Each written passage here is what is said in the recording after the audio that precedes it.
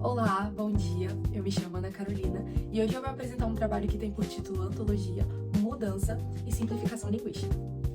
Como a gente já está cansado de saber aqui no curso de letras, a língua é viva, ou seja, ela está em constante transformação, alterando a sua estrutura. Ela não é vista como algo fixo que não pode ser mudado. Pelo contrário, ela sofre com vários fatores e esses fatores vão ser responsáveis pela transformação da sua língua. E também vale destacar que a língua ela está a favor do seu falante, ou seja, essas transformações elas vão ter um sentido, essas transformações elas vão ser voltadas para um objetivo que no caso é facilitar a comunicação entre a gente, entre outras pessoas. Sendo assim, a língua está sempre se transformando, se estruturando e se reorganizando. Ao compreendermos o que significa a evolução da língua, a gente também está entendendo um pouco de como é a sua história, de como existem fatores de interação que vão ser responsáveis por modificá-la e também esses fatores, eles ao mesmo tempo que vão transformá-la, vão trazer uma inovação, eles também vão trazer uma certa manutenção desse sistema. Segundo Aldo Bizoc, em 1997, eu espero que é assim que se pronuncia o nome dele, a língua está constantemente tensionada. E quando a gente imagina esse processo de tensão, geralmente a gente imagina o quê? Duas forças opostas, uma puxando de um lado, outra puxando do outro, como se fosse um cabo de guerra. E é isso mesmo. A língua, ela tá sempre sofrendo um processo de mutação fonética de um lado, ou seja, ela está se transformando, ela está recebendo novos léxicos, ela está sofrendo essas transformações e mudanças que são tão importantes, vale destacar, para a língua, enquanto do outro lado do cabo de guerra a gente tem a analogia, que nada mais é do que essa força unificadora, será que eu posso falar assim? De processos que vão tentar unificar a língua, que vão tentar trazer uma certa regularidade, em contraponto a essa irregularidade que está sendo gerada. Então esse é o processo de intenção, a gente acaba transformando algumas coisas e essas coisas vão sendo, com o tempo, unificadas e regularizadas e assim por diante. A mutação fonética nada mais é do que alterações naturais nos sons da língua. E essas alterações elas acontecem de maneira regular e podem gerar irregularidades. Como por exemplo, latim, quero, quasi, português, quero, quis, formas irregulares herdadas. Agora, falando sobre a analogia, ela está do outro lado tentando unificar, tentando trazer regularidades para a língua, padrões e coisas que facilitem a comunicação. Falando agora um pouco sobre o estudo da analogia, é um processo que iniciou-se há muito tempo atrás, lá com os gregos do século II a.C. E eles discutiam essas questões de regularidade e irregularidade da língua. Saussure, 1978, destaca a analogia como um processo de criação na língua que desencadeia relações de associação, gerando, então, novas palavras, novos léxicos. Já Ferraz, 2015, em consonância com Saussure, vai falar que a analogia é uma criação que está ligada a um certo espelhamento de uma forma anterior. Ou seja, a palavra ela vai seguir as regularidades de algo que já existe dentro da língua. E isso é muito perceptível em crianças que estão aprendendo a falar. Geralmente, elas acabam percebendo algumas regularidades, por exemplo, em verbos ou em profissões, enfim, em sufixos, em prefixos, e aí elas vão replicando aquilo com palavras novas, palavras que elas não conhecem. E a língua também faz isso. A gente acaba tendo esse espelhamento a partir de regularidades já presentes na nossa língua. E vale ressaltar que essa formação analógica gerada, ela não implica no desaparecimento da construção anterior. Ou seja, muitas vezes essa criação analógica ela acaba coexistindo com a sua outra versão durante algum período, um certo período, ou ela acaba não sendo extinta por completo. Ainda falando sobre Saussure, ele traz uma fórmula matemática para falar desses conceitos, desses princípios linguísticos de transformação. E por isso eu vou trazer aqui agora para vocês. Vamos lá? Esse princípio desenvolvido por ele recebe o nome de quarta proporcional, em que se considera que A menos B é equivalente a C menos X. Em outras palavras, que não sejam matemáticas, se A, B e C já são conhecidos, a dedução de X acontece automaticamente. Como vamos ver no exemplo a seguir. Eu tenho a palavra cambista, que vem da palavra câmbio. Seria o meu A e o meu B. Isso é igual ao X desconhecido menos armazém. Então, se eu entendo que câmbio gera cambista, armazém só pode gerar armazenista.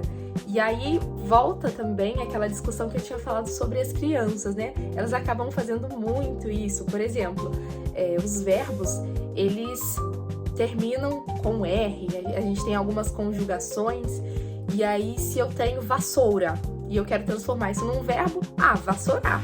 Então a gente vai seguindo princípios que já são conhecidos e eles são espelhados, né, nessas novas palavras, gerando aí as nossas regularidades. E não são raros esses processos dentro do português. A gente está constantemente trazendo novos léxicos e transformando eles, né, analogicamente, unindo, trazendo novas transformações e transformando isso em regularidades. E agora eu vou mostrar para vocês uma pesquisa que também é da Ferraz 2015, e ela vai trazer coisas muito interessantes sobre como essa analogia ela acontece nos dias atuais, dentro das propagandas. Isso vai fazer a gente entender um pouco melhor esses processos que acontecem, esses processos linguísticos. Analogia contemporânea, neologismos e publicidade. Até esse ponto do vídeo, eu imagino que você já tenha entendido que a criação lexical é um dos princípios fundamentais da analogia. E a propaganda vai utilizar-se justamente disso para poder alcançar o seu consumidor da maneira mais fiel possível. Veja essa propaganda da Brahma. Ser brameiro é ser guerreiro. Guerreiro a gente já conhece. Brasileiro a gente também já conhece. Esse sufixo eiro, ele é utilizado muitas vezes para designar alguém pertencente, né, de alguma coisa, de algum lugar, ou quem sabe alguma profissão, ferreiro. Então esse sufixo ele vai designar o pertencimento da pessoa àquilo que está sendo dito. E aí a gente tem a seguinte fórmula matemática lá do Saussure, né? Por exemplo, se a gente for pegar Brasil, que já é conhecido, mais eiro igual brasileiro.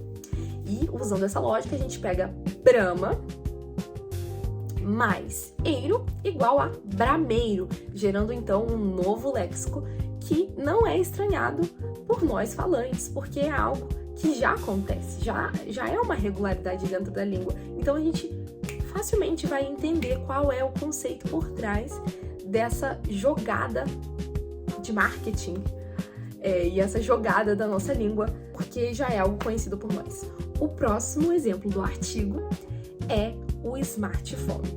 E é muito interessante porque a gente tem uma palavra que vem do inglês, né, smartphone, essa junção de smart mais telefone, né, ou seja, um telefone inteligente, já é um conceito. E aí a gente tenta aplicar isso a uma nova questão, que no caso é uma fome inteligente. E olha que jogada de marketing interessante, porque a gente vai ter aí conceitos e inferências que podem ser feitas a partir dessa construção já conhecida.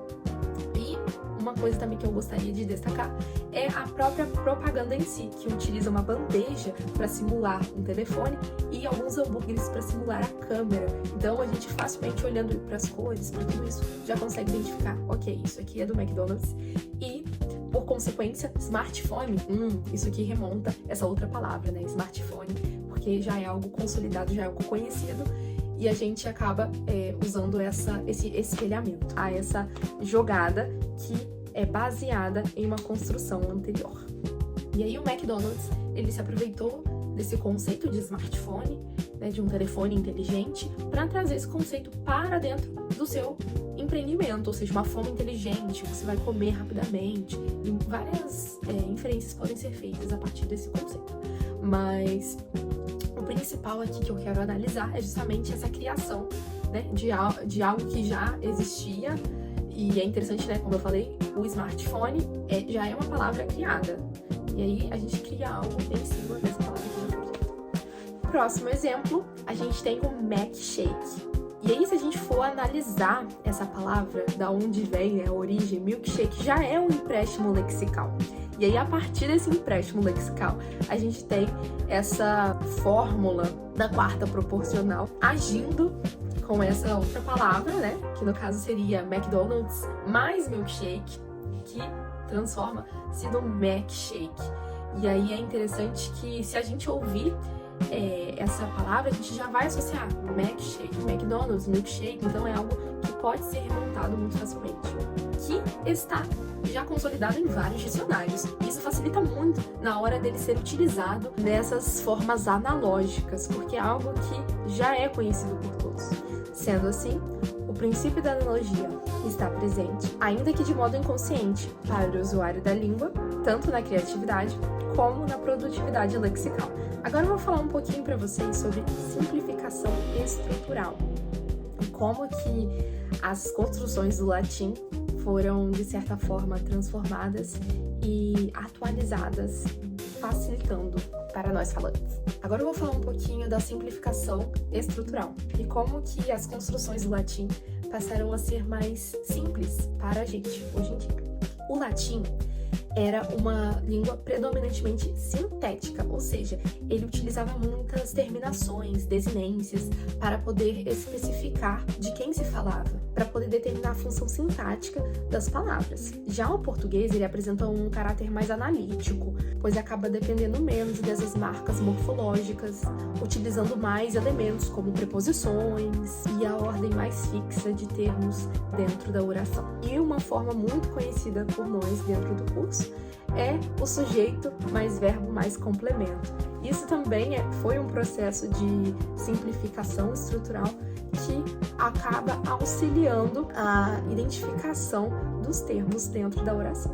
Nesse processo de mudança, outra questão também que acabou ocorrendo foi a queda do gênero neutro dentro da língua.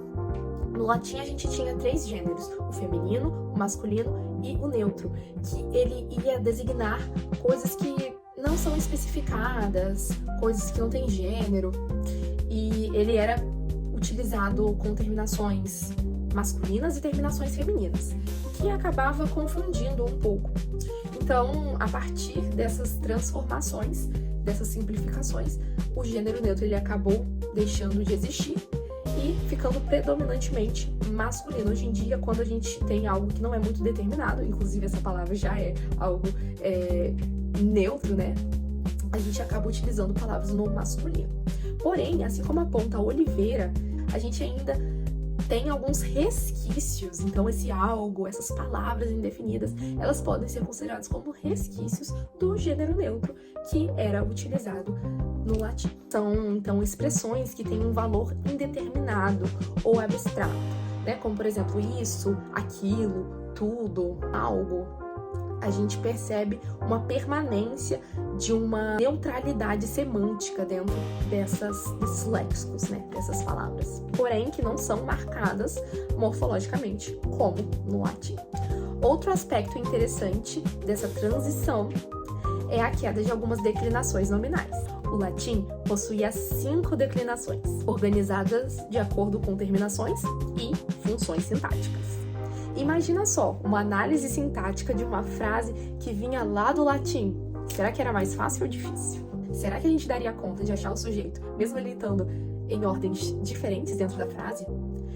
Então, essas várias formas nominais acabavam gerando uma certa confusão, e por isso houve a fusão de alguma delas, e atualmente a gente tem 3 declinações, gerando então formas mais regulares e simples de se compreender. Esse processo de simplificação do sistema foi motivado, entre outras razões, pela confusão que essas estruturas, essas formas semelhantes, podiam gerar. Por isso, a gente houve a fusão de algumas declinações, tornando a língua um pouco mais simples e mais fáceis de ser identificadas. Em conclusão, a gente pode entender que a língua é o resultado de um grande processo dinâmico, marcado pela interação de forças opostas, porém complementares. Podemos encontrar vários processos de simplificação quando analisamos a evolução do latim até o português, e a gente pode perceber que muitos desses processos são motivados justamente com o intuito de facilitar e de regularizar muitas coisas, que é o princípio da analogia. Em suma, a gente pode entender que a língua está em constante reconstrução, sendo moldada por estruturas internas e também pelo seu uso social.